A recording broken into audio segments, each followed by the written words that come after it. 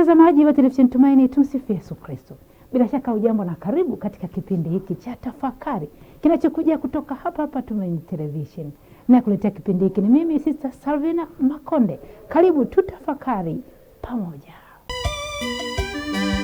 Karibu mpendwa msikilizaji na mtazamaji wa Tumaini Media katika kipindi chetu cha Injili na tafakari ya neno la Mungu. Masomo yetu ni kama ifuatavyo. Tukumbuke kwamba leo ni Jumamosi ya tarehe ya 4 mwezi wa 7 2026. Somo la kwanza linatoka katika kitabu cha Nabii Amosi sura ya 9 aya 11 hadi ya 15. Injili ya Mathayo sura ya 9 aya 14 mpaka ya 17. Karibuni tusikilize Injili. Wanafunzi wake Yohane walimwendea Yesu wakasema, "Kwa nini sisi Mafarisayo twafunga bali wanafunzi wako hawafungi?" Yesu akamwambia, "Walioalikwa harusini wawezaje kuomboleza muda bwana harusi akiwapo pamoja nao? Lakini siku zitakuja watakapoondolewa bwana harusi, ndipo watakapofunga. Hakuna mtu atiaye kiraka cha nguo mpya katika vazi kuukuu, maana kile kilichotiwa huondoa kipande cha lile vazi, na pale palipotatuka huzidi. Wala watu hawatii divai mpya katika viriba vikuukuu, na kama wakivitia vile viriba upasuka, divai ikamwagika na viriba vikaharibika. Bali hutia divai mpya katika viriba vipya, vikahifadhika vyote." Neno la Bwana. Sifa kwako ewe Kristo. Mpendwa msikilizaji na mtazamaji wa Tumaini Media, karibuni kwa tafakari na Injili kwa namna ya pekee siku ya leo, siku ya Jumamosi, ambapo tunaalikwa kutafakari Injili hii ya Mathayo sura ya 9 ya 14 hadi ya 17. Tunaletewa katika mojawapo ya migongano ya kiroho ya msingi kabisa katika historia ya wokovu. Mgongano kati ya kile kilichozoeleka na kile kipya Mungu anachokianzisha. Si mgongano wa desturi tu, bali ni mgongano katika mantiki ya moyo. Si wa sheria tu, bali ni ufahamu wa namna Mungu ambavyo anafanya kazi katika historia ya mwanadamu. Yesu haingii tu katika mjadala wa kufunga, anaingia katika ufunuo wa enzi mpya ya Mungu. Wanafunzi wa Yohane Mbatizaji wanakuja na swali ambalo kwa nje lilionekana la kiroho, lakini kwa ndani linaonyesha mshikamano wao na mfumo wa zamani wa kuelewa uhusiano na Mungu. Wanasema, "Kwa nini sisi na Mafarisayo tunafunga, lakini wanafunzi wako hawafungi?"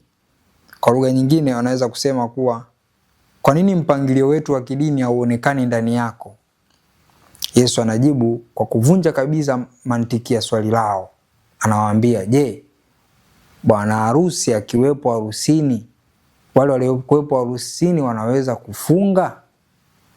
Hapa Yesu hafanyi mjadala wa sheria za kufunga, bali anafunua uwepo wake mwenyewe, kwa sababu kufunga katika Israeli ama katika mantiki na mazingira ya Kiyahudi kulihusishwa na huzuni, toba na kusubiri. Lakini sasa kitu kimebadilika, na hivyo mtazamo unatakiwa kubadilika. Yule ambaye alikuwa amesubiriwa ameshafika. Yule ambaye historia yote ilimuelekeza yeye sasa hivi yupo katikati yao. Kwa Yesu anasema kwa namna isiyo ya moja kwa moja, au anajifunua kama Masia kwa namna fulani, kwamba Mungu yupo katikati yenu. Mungu yuko mbele yako. Lakini Yesu aishi hapo. Anatoa mifano miwili ya ajabu kweli. Mfano wa kwanza anakuambia, "Hakuna mtu atiaye kiraka kipya katika nguo ya zamani, wala watu hawaweki divai mpya katika viriba vya zamani." Yesu hapo anaingia katika lugha ya mabadiliko ya ndani.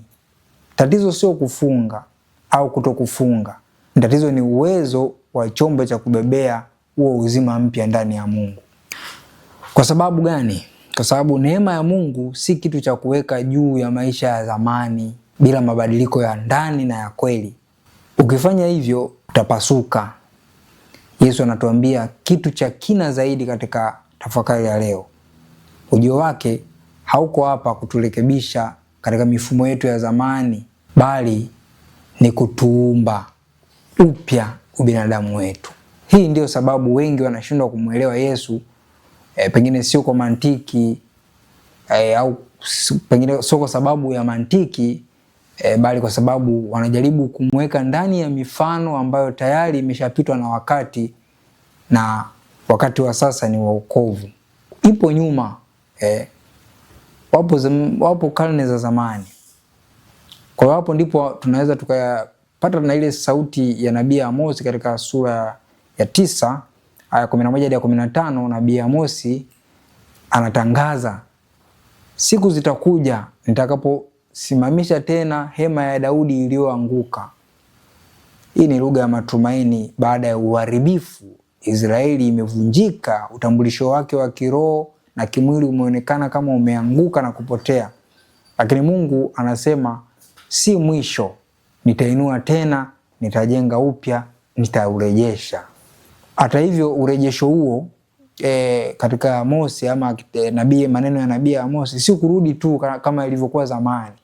Ni urejesho uliojaa uzima mpya wa Mungu. Ndio maana anazungumza juu ya rotuba ya ardhi, mavuno tele na uhai mpya wa taifa. Pengine kama tunavyoona katika mwanga wa Injili, urejesho huu unapata utimilifu wake katika Kristo Yesu mwenyewe. Si kwa kurudisha Israeli tu ya kale, bali kwa kuanzisha Israeli mpya ambao ndio kanisa.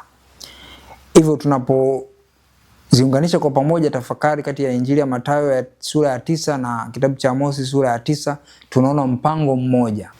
Mungu anamaliza ili aanze upya. Yesu ndiye bwana harusi na ambaye katika uwepo wake anafanya kilio cha kufunga kibadilike kuwe shangwe ya harusi. Hapa tunagusa kiini cha maisha ya kiroho ya mwanadamu. Mara nyingi sisi tunataka Mungu aingie katika maisha yetu kama kiraka tu. Tunataka arekebishe makosa yetu bila kubadilisha mfumo wetu wa maisha yetu ya ndani. Tunataka aweke divai mpya, divai ishara ya furaha mpya katika maisha yetu, lakini bado tukiwa na tabia za zamani. Katika mioyo ambayo imejitenga naye, bado tunatamani atubadilishe, lakini bado tunakuwa tumefunga au tupo na maisha ya zamani.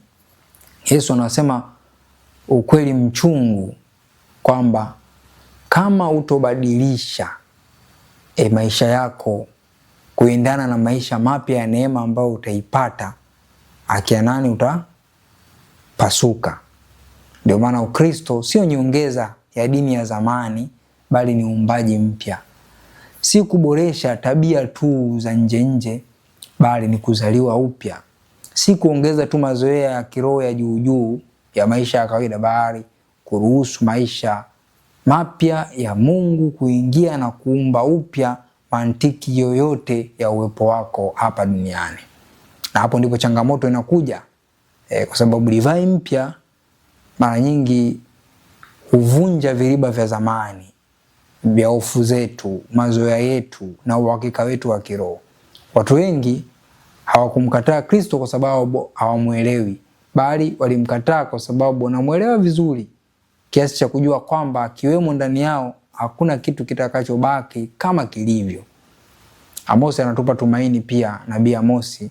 Mungu anajenga tena kile kilichoanguka, lakini Injili inatupa ukweli zaidi, kile kipya kimeanza tayari na jina lake ni Yesu Kristo.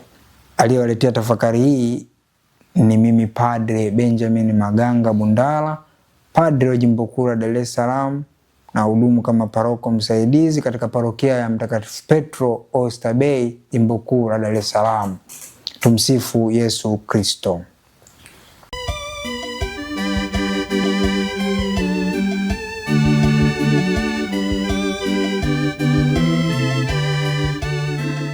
Mtazamaji wa televisheni Tumaini, tumsifu Yesu Kristo. Bila shaka ujambo na karibu katika kipindi hiki cha tafakari kinachokuja kutoka hapa hapa Tumaini Television.